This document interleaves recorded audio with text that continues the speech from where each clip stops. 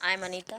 Today we will discuss topic हमारा cooperative security कि security क्या है, क्या कॉपरेशंस है, किस तरह से हम कॉपरेशंस कर सकते हैं कि भाई एक कहना चाहिए हिंदी में सहयोग करना कि सिक्योरिटी किस तरह से हो सकती है। तो हमने देखा है कि फर्स्ट चैप्टर हम देख चुके हैं कि भाई जो सुरक्षा पर जो एक तरह से जो खतरा मंडराता रहता है, जो एक अपारंपरिक खतरों से निपटने के लिए जो एक मिलिट्री पावर है उसका जो संघर्ष है वो काफ़ी नहीं होता है, उसमें आपसी सहयोग की ज़रूरत होती है। कहना मीन्स कहने का मतलब है कि भाई एक आपसी सहयोग, एनफोर्सिंग ह्यूमंस राइट्स, कि जो एक मानव अधिकार जो आतंक से लड़ने और उसके अलावा जो मानव अधिकार है ह्यूमन राइट्स को एक लाने के लिए उसमें एक जो मिलिट्री पावर है उसकी आवश्यकता नहीं होती है।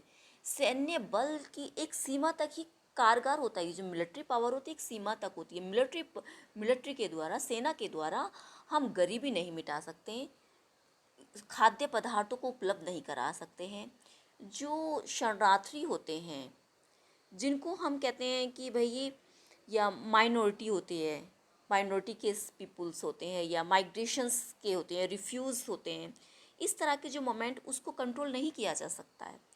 तो इसके लिए या कोई महामारी हुई है किसी तरह से, epidemics needs in most cases the use of military force would only make matter worse, कि एक बहुत ही कहना चाहिए कि भाई किस तरह से उस पर कंट्रोल को, महामारी फैल गई है उस पर किस तरह से नियंत्रण किया जा सकता है।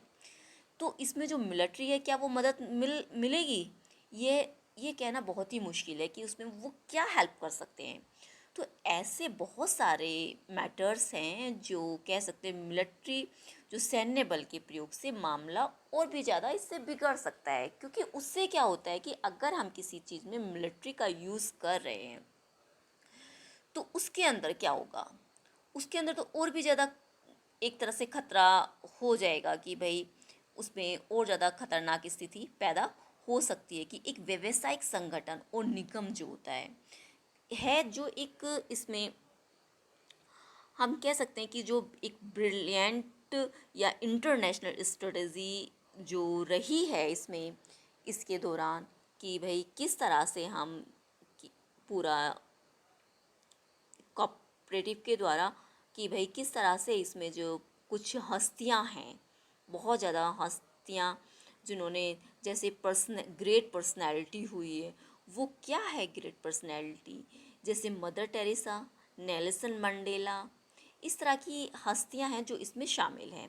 अब होती है कॉपरेटिव सिक्योरिटी में involve the use force as a last resort. The international community may have two sections: the use of force to deal with the governments that kill their own people or ignore the misery of their populations who are devastated by the poverty।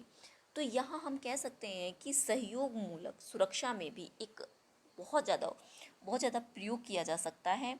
इसमें जो एक अंतर्राष्ट्रीय international level पर जो सरकार से निपटने की जो बल प्रयोग की अनुमति दे सकती है, तो जनता को बहुत ज़्यादा नुकसान हो सकता है। हर चीज़ के लिए इसमें मिलिट्री पावर का यूज़ नहीं कर सकते हैं। गरीबी है, महामारी है, प्रलयकारी घटनाओं की मार झेल रही है जनता, उसके दुख दर्द की उपेक्षा कर रही है। ऐसी स्थिति में सुरक्षा की जो एक पारंपरिक धारणा जो होती है उसको जोड़ दिया गया। बल प्रयोग सामूहिक स्वीकृति से होता है। सामूहिक रूप से किया जाए तो कोई ना कोई अंतर्राष्ट्रीय देश में जो स्वयं संगठन होते हैं अपनी मर्जी से कानून दिए गए बगैर प्रयोग का रास्ता बख्तियार करते हैं।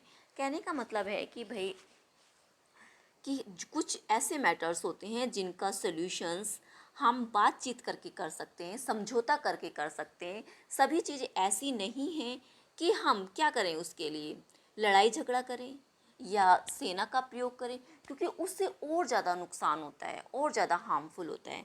तो हम किसी भी चीज़ को मतलब कि एक अच्छे अंजाम देने के लिए बातचीत, कॉपरेशंस करके एक दूसरे के साथ कॉपरेशन होना चाहिए। आप समझौता करके उस बात को निपटा सकते हैं, क्योंकि बल प्रयोग करने से हिंसा बढ़ती है, आम जनता को बहुत ज़्यादा नुकसान होता है। तो हम कुछ भी है, हम एक कॉपरेशन करके, एक दूसरे का सहयोग करके, उस बात को बातचीत करके भी हम निपटारा जा सकता है। नेक्स्ट टॉपिक, भारत सुरक्षा की रणनीति। भारत में नेक्स्ट कहना चाहिए कि इंडियन सिक्योरिटी स्ट्रेटेजी, ये हम नेक्स्ट वीडियो में देखेंगे। Thank you watching for my video.